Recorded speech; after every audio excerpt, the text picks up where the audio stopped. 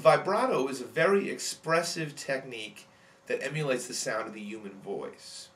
There are many ways to achieve vibrato on the guitar. The most popular is what we'll call vertical vibrato.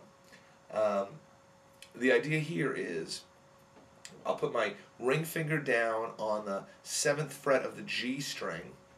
Go ahead and play that.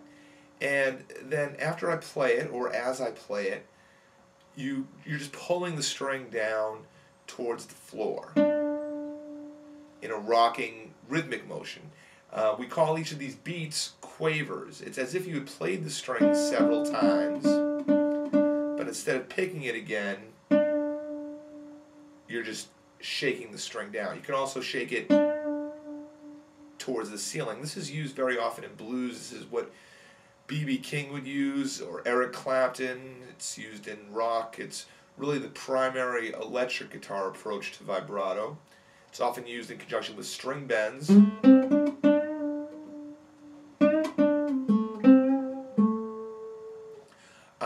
What we're going to talk about today, though, is a horizontal vibrato. All the ideas about what to do with the technique you'll be able to apply to either a horizontal vibrato or a classical guitar vibrato, or the sort of the vertical or more rock blues vibrato. You could also do them with a slide, any way that you can get, or a tremolo bar on an electric guitar. Any way that you can get to emulate that sound, you can apply these ideas.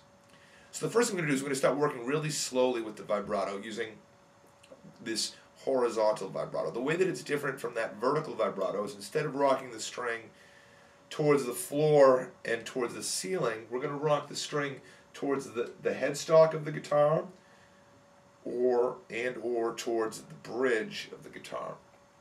So here we'll put our middle finger on the 3rd fret of the A string. Go ahead and play that. And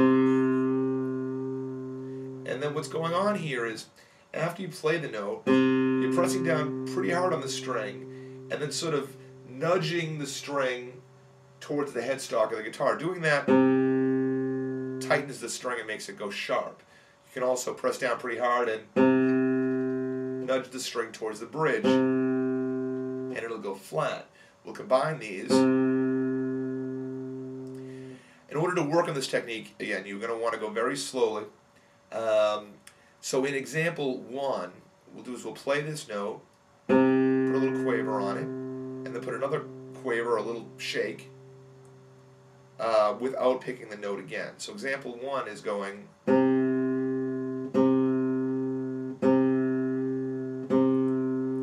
When you're first working on this, you might want to take it even slower.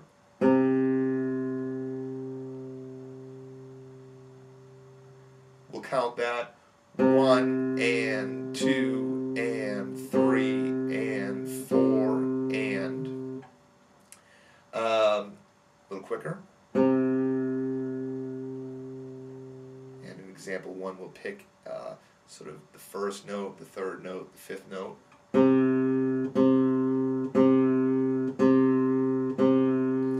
For example 2, we're going to get an extra shake or quaver out of each time that we pick the note, so we'll pick it with a shake and then shake it twice more.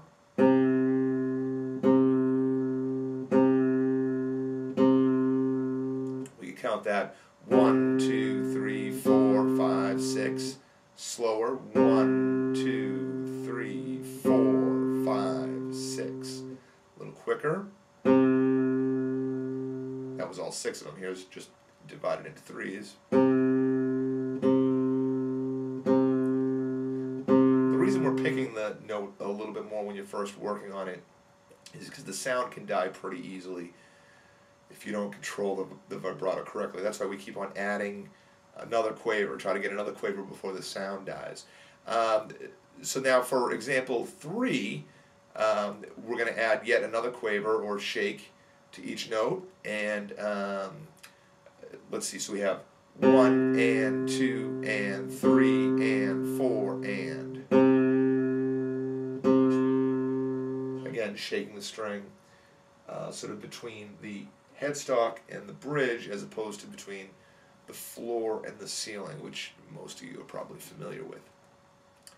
For example 4, we'll start changing the notes. This makes it a little more difficult because now you have to orient the finger on a new note on the guitar and then suddenly put the vibrato into play.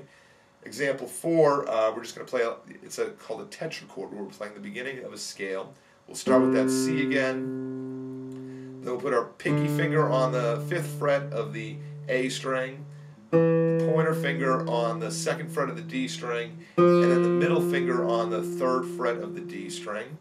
And we're going to shake each of those notes twice, once when we're articulating it originally, and another time just on its own. So we have 1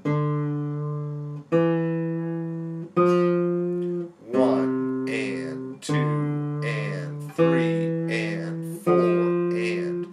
Again, at first you're going to want to go really slowly.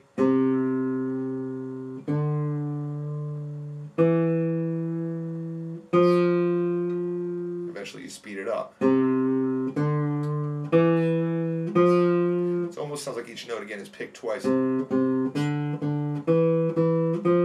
it's not. That's just that shake that's creating the sort of the illusion of a new note.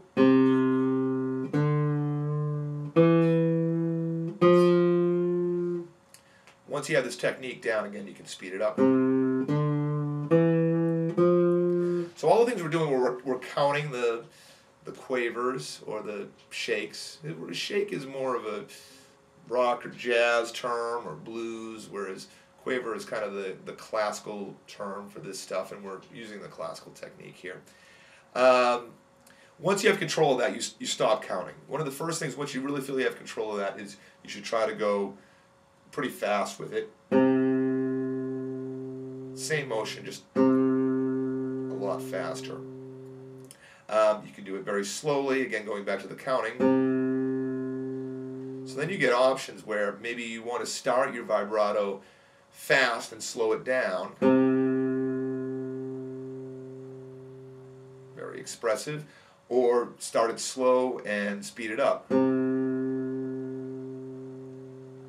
You could wait at the beginning of the note and not put any vibrato on and then start adding it as the note decays.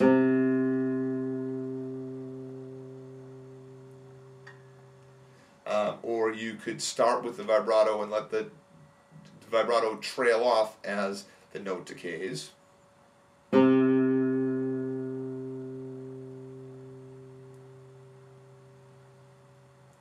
So there's really a lot of combinations as far as how you can apply this to your playing. For example 5 now, we're going to take a song from my group Hypospace called Church. First I'm going to play this melody with no vibrato.